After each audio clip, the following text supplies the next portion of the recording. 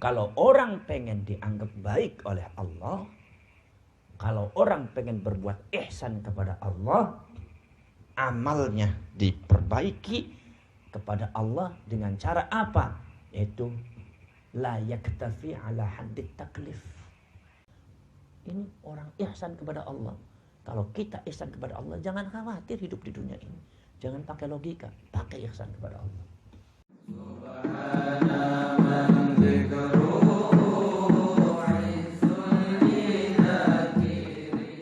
Itu juga jangan kalian remehkan. Oh, kalau begitu berarti sakralitasnya sholat sunnah itu di bawah sholat fardu. Salah kali.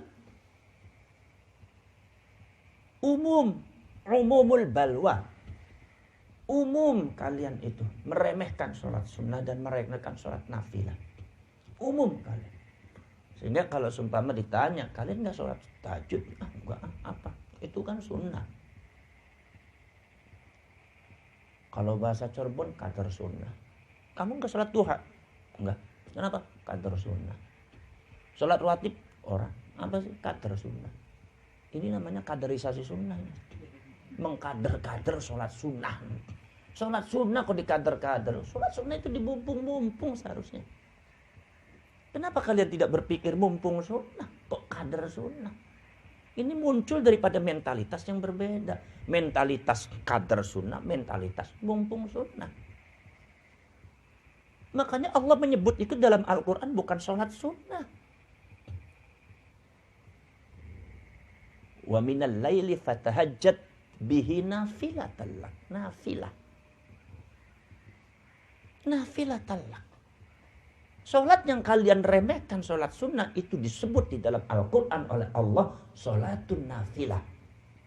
Sholat yang bersifat nuflah. Apa itu nafilah? Nafilah itu berasal dari nuflatun.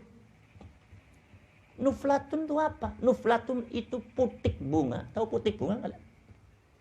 Putik bunga yang kecil itu. Cikal bakal bunga dan cikal bakal buah itu adanya di nuflah. Jadi itu pohon kalau tidak ada nuflahnya tidak mungkin ada bunganya. Bunga mawar tidak mungkin ada berbunga kecuali ada nuflah. Melati tidak mungkin ada bunga dan semerbak mawar kecuali ada nuflah. Pohon mangga tidak akan berbuah kecuali ada nuflah. Nuflah ini cikal bakal bunga dan cikal bakal buah. Kalau kalian melaksanakan agama, meremehkan nuflah, berarti kalian punya pohon mangga, cuma pohonnya doang. Tapi buahnya enggak ada, bunganya enggak ada. Kalian punya pohon melati, tapi kalian tidak ada bunganya, cuma pohonnya aja. Tidak akan semerbak mewangi, tidak akan bisa dimanfaatkan untuk kita. Jadi nuflah ini adalah merupakan ziyadatul khair dari Allah Subhanahu wa taala. Bahkan nuflah inilah yang dijadikan standarisasi orang itu termasuk orang yang muhsin atau tidak.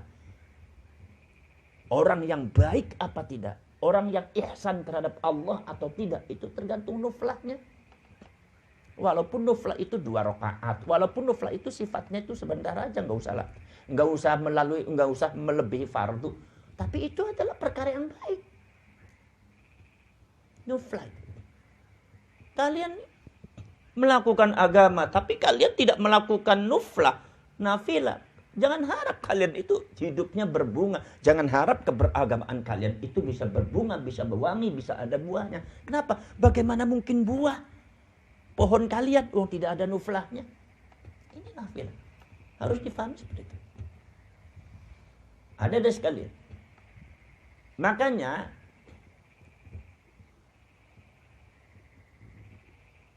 kemudian Al-Imam Abu Hamid Muhammad bin Ahmad Al-Ghazali At-Tusi mengatakan, kata Imam Ghazali,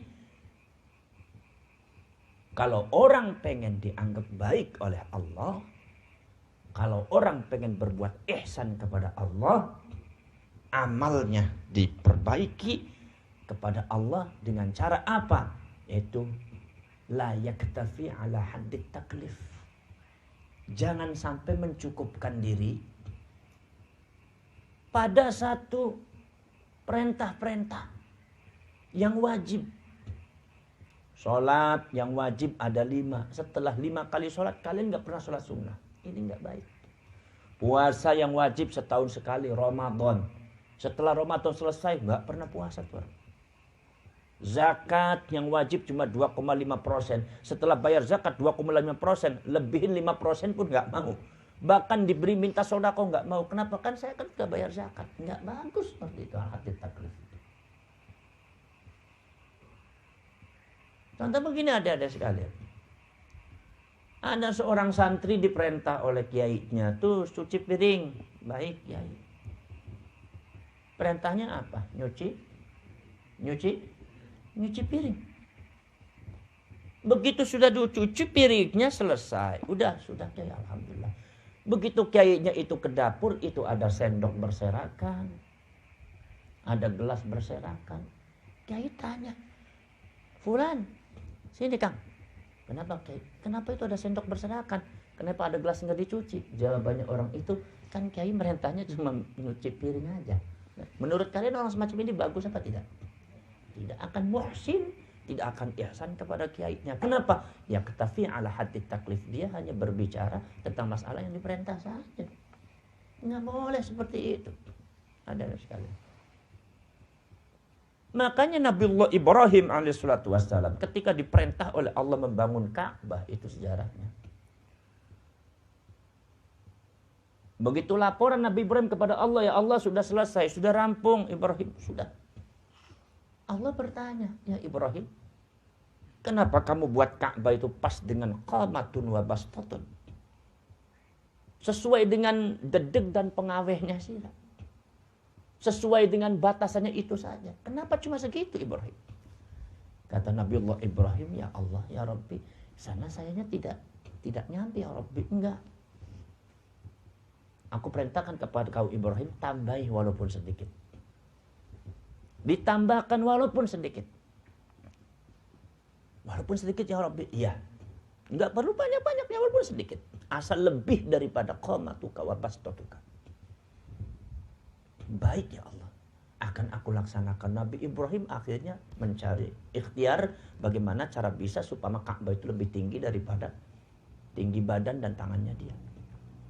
Dia ambil batu, ternyata batu itu fasilitas dari Allah. Orang yang akan ihsan kepada Allah, maka Allah pun ihsan kepada hambanya dengan cara memberikan fasilitas.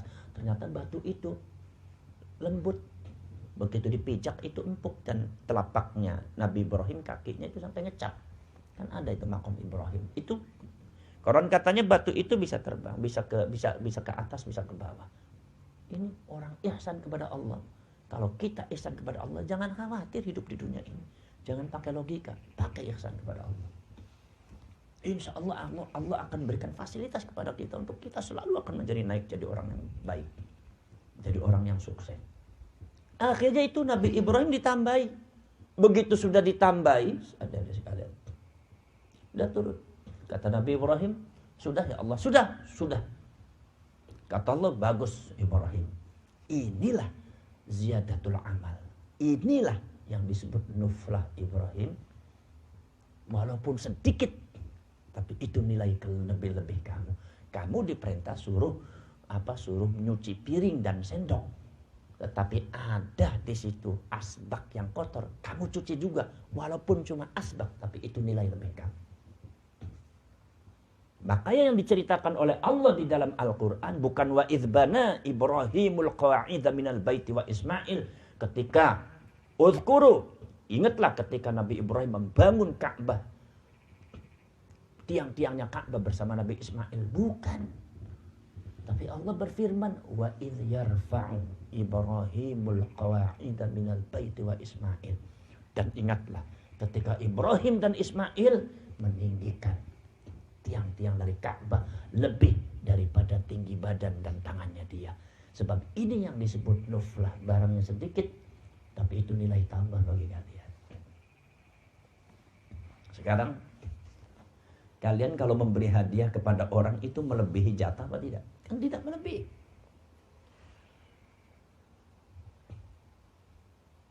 Seumpama Salman dikasih gaji sama saya seumpama 3 juta.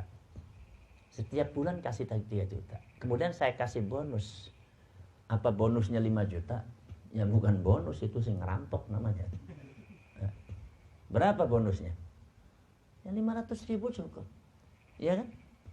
Bonus itu ya tidak harus melebihi apa? Tidak harus melebihi harga barang.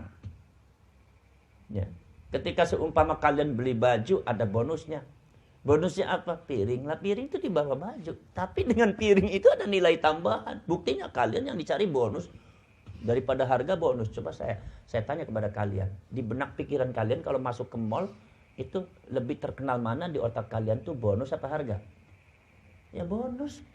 Apa nyari harga apa nyari bonus?